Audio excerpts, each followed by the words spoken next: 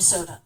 On the Democratic side, Hillary Clinton has fresh momentum after a strong showing on Super Tuesday. She won 7 states, sweeping the South. Her rival Bernie Sanders won 4 states, including his home state of Vermont. The U.S. Special Envoy for Syria says peace talks will resume next week. They have been on pause since early February. It comes after the Syrian president said he supports a ceasefire that began just days ago. But the main opposition says government forces have repeatedly carried out attacks. Now, let's refocus on the race for the White House. The Super Tuesday primaries and caucuses solidified the frontrunner status of both Hillary Clinton and Donald Trump. But the race is far from over. Let's take a closer look at the results and what's next. CNN's Jim Acosta is with us now from Palm Beach, Florida. Jeff Zeleny is in Miami. Let's go to Jim Acosta first. And Jim, after those impressive wins on Super Tuesday, what was the tone of Donald Trump's victory speech? Well, Donald Trump, Christy, was trying to say he can unify the country, that he can unify the Republican Party.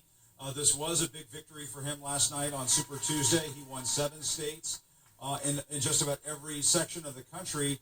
So he is showing the Republican Party that he can win in different parts of the United States.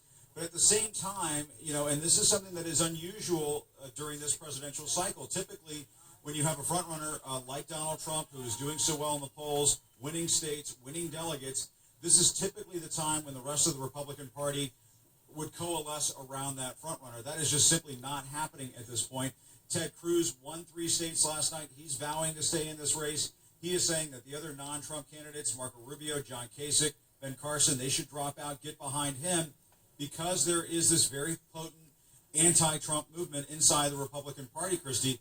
Just last night, a prominent anti-Trump super PAC, not a liberal one, not a Democratic one, but a Republican anti-Trump super PAC announced that it is dedicating more resources, dedicating more staffing to stopping Donald Trump from capturing the Republican nomination. That is simply unheard of. And so while Donald Trump is saying he can unify the country, unify the Republican Party, a big chunk of the GOP just isn't buying that at this point.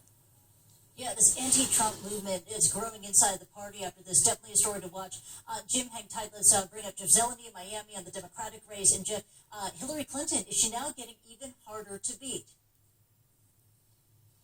She is, mathematically speaking, Christy. The race for the Democratic side is all about winning delegates. And even though they're elected proportionally, that means that she gets some and Bernie Sanders gets some. She amassed a big lead last night. She won 7 states, as you said, across the southern part of the United States. Bernie Sanders won 4 states, certainly a respectable showing. But in the delegate fight, she's now leading him pretty handily here. So the Clinton campaign believes that over the next 2 weeks or so, they will have an insurmountable lead.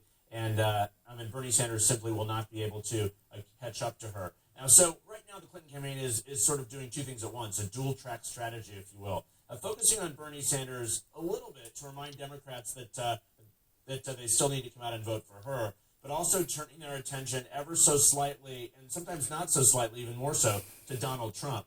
They are really using this. Democrats are using Donald Trump as an energizer, if you will, for their own voters. Hillary Clinton is making the case that she would be the strongest person to run against him here. So, and no coincidence also that Jim and I are both in Florida. Of course, ground zero of politics. Donald Trump was in Florida last night. Hillary Clinton was also in Miami last night. The Florida primary on March 15th, in 2 weeks exactly, could be all she wrote here for both sides of this race. And, of course, Florida, ground zero in U.S. politics, will certainly be one of the most important general election battlegrounds as well, Christy. Yeah, big contest to watch. So Jeff Zeleny in Miami, Jim Acosta live from Palm Beach. Both of you live from Florida for us. Many thanks indeed for that. Take care. And now that Super Tuesday races are over, let's take a look at what's next on the presidential campaign calendar. Over the weekend, there are votes in Kansas, Kentucky, Maine, and Nebraska, as well as Louisiana and Puerto Rico. Next week, March the 8th, Republicans will vote in Hawaii and in Idaho. And both parties hold primaries in Michigan and Mississippi. And on March the 15th, that's when you're going to have another big Tuesday with the primaries in Florida, as well as Illinois, Missouri, North Carolina, and Ohio. Now to our CNN Freedom Project special report. Now, some U.S. veterans have traded ground